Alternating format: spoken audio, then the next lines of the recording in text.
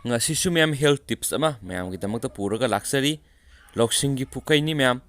akangai singna share torokpa adugonba content ma'am da kanagani khandana ma'am aina lokhachara kana ma'am da share tawjabni hanbamakta ma'am aina pathokjakibda sokibla lankibba kya yarsu ma'am na ngakpigene aduga ngasi share tawjagaduriba topic asigi mamingna thagi khongkap khamba amasum uterine fibroids haibani ngarang gi makha sa thrakpa oinani ma'am aduga anawba topic kya marumsu hapsilai ngasi gi topic sida ma'am da share tawjarage myomectomy uterine fibroid kidamak sizinaba layeng makhal singi manungda myomectomy haibasisu amani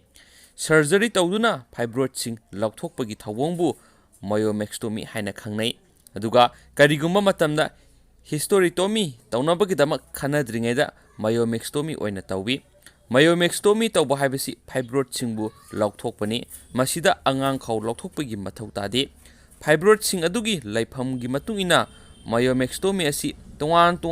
mawong singda tawba yai fibroid singi mapai adu uterine cavity gi manungda leiba oiragadi hysteroscopy oina tawba yai masi light yawba apaba tube ama sizinaduna pangthokpani karigumba phibam kharadana pukki makha thangba sarukta thang tharaga tawbusu yawi masigi thang thaduna leliba mafam amadi sangbagi sang asi cesarean delivery surgery tawduna angang pokpa tawbada lenba aduga manai asum tawba asi phagalaknaba hotnabada sayol mari dagi taruk phawu sangi method asi kaya common oide karigumba phibam kharadana surgery adu laparoscopic oina tawba yai laparoscopic surgery tawbadana yamna pikna lengani phagalakpada sangma matamsu masina tensili adubo surgery makhal asidi apikpa fibroid singdana ayamba recommend tawgali karigumba myomectomy tawduna fibroid sing laukthraba matungda amuk fibroid sing adu sogotlaglabadi hysterectomy tawnabagi doctor na recommend tawrakpa yai hysterectomy habisigi maramnu mayam khangminasi laukthraba phawbada hanjina sogolaglabadi amasum fibroid sing adu chawbadagi sathiba layong sing thengnaba oirabadi hysterectomy tawba haibasina khwaidagi phaba pambai oibe yai surgery makhal asidadi angang khawgi saruk khara natragana loinamak lauthoi hysterectomy asi thagi khongkap khamgadauba kuidraba nupi thagi khongkap hana khamlaba nupi fibroid yamna ka hena leiraba nupi fibroid yamna sauna leiraba nupi therapy kayamuk tawduna yenglaba matungda khwaidagi hena mai pakadaba layeng pamlaba amadi tungda angang pokpagi thawrang leitraba nupi singda recommend tawba yai hysterectomy gi makhal ahum lei makhal singa dudi total partial subtotal amasum radical haiba asini makhal singa dugi maramda makhara piri hanbada total surgery makhal asida cervix yauna angang khodu mapum oina lakthokani kariguma phibam kharadadi fallopian tube su yauna lakhokpa mathau tabe yai partial subtotal surgery makhal asidana angang khawgi mathak thangba saruk khaktang lauthokani hairiba angang khawgi saruk asidagi fibroid lauthokrabasu hanjina sawalakpagi thawong leiragadi surgery makhal asi recommend tawrakpa yai atopa ani suba mana radical masigi makhal asi khwaidagi toina sizinaba hysterectomy gi makhalni adubo fibroid ki treatment tawbadadi yamna tangna sizinai masi karigumba matamda akaknaba gynecological cancer makhal kharagidamak recommend tawi surgery makhal asida angang khaw upper vagina cervix amasum parametria angang khaw amasum vagina abu koisinba tissue lauthoi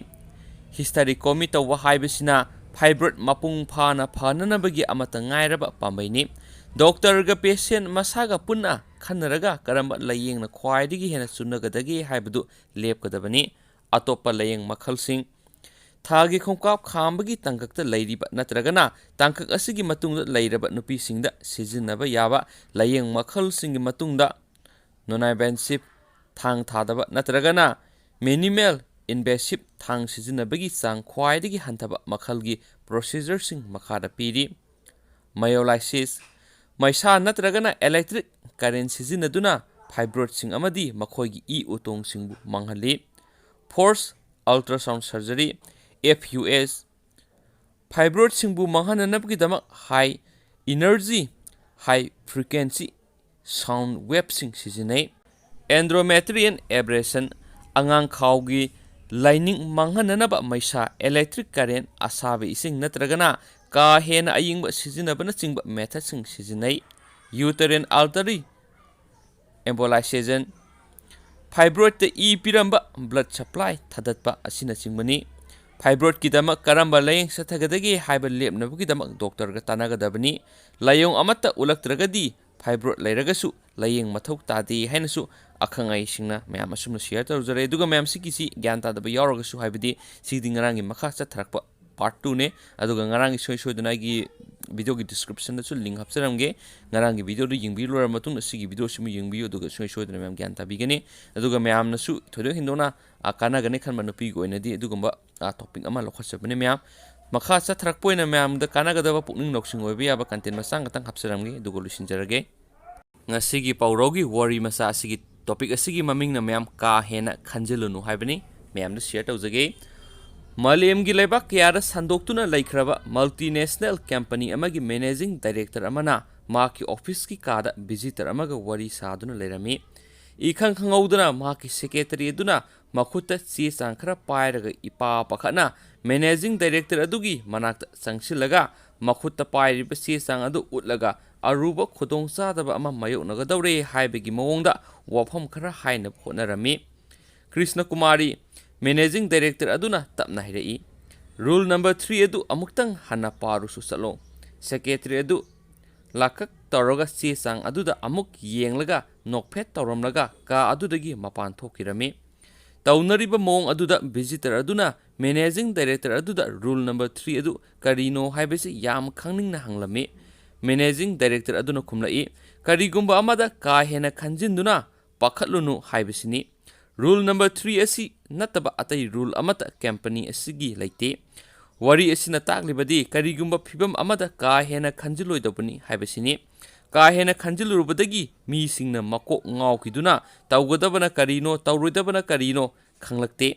Phombangna duna laigani. Asiguma phibam asida laikhraba mi sing adudagi karisu asa tawningai lairakloi hainasu. Sigi topic asi yamna phajaba topic mani mem khangjinnuda kanaba topic amadi oire. Si haraga mayam ngasigi oinadi health tips siga aduga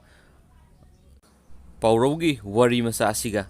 mayamna ngasigi oinadi si katang share tawjarage aduga hayengdi inau naubo oina mayam anauba topic to oina mayamda health tips ta anauba topic ta share tawjarake aduga mayam gi wakhalon dasu kari lebibigi habru soiduna comment box to comment amta pibiramo aduga mayamna sigi topic asida hanupi gi oiba haksel gi oiba da kanai khangbiragari soiduna sigi video subo mayam share tawbiu share lusinjrage thank you.